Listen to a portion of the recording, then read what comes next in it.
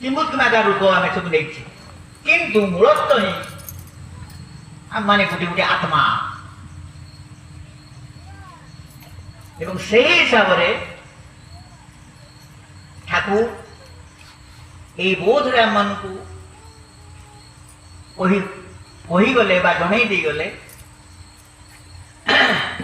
ହେ ପୁରୁଷ ଭାଇମାନେ, ତୁମର ଆର ପଟଟା ଯେଉଁ ରହିଲା ମା,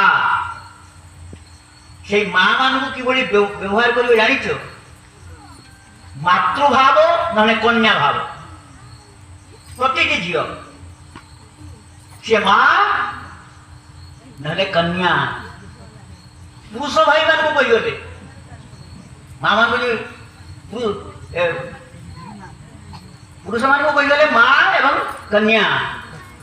মা মানুষ কইগলে